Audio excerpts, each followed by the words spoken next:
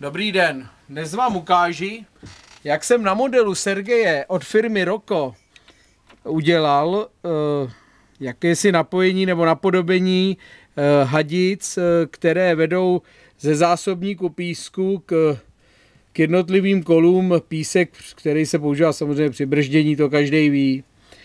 Takže je to zavrtaný tady do šasí přímo, potom pod úhlem zavrtaný do pojezdu.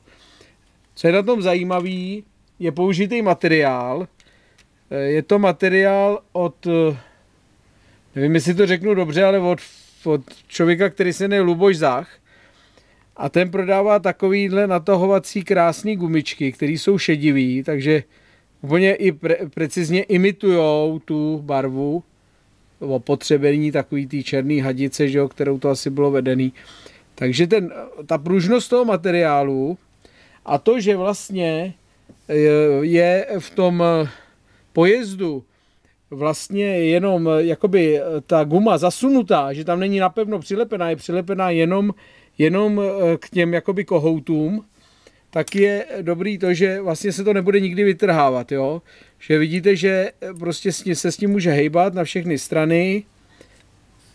Model je teda jako přestříkaný, že jo, napatinovaný, jo, je tady, takže vlastně mělo by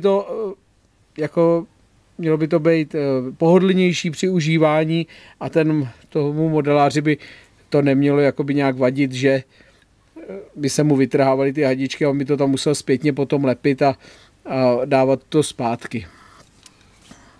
Tady má k tomu kastli, která už je jakoby přichystaná na jakoby zpětný nazbrojení, dát okna, že jo, veškerý ty stanoviště strojvedoucího a tak dále, ale čekáme ještě na obtisky, takže až nám přijdou obtisky, tak okamžitě budeme postupovat dál.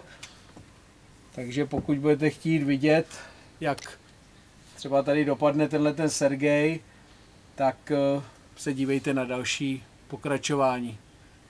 Děkuji za pozornost a za zhlídnutí.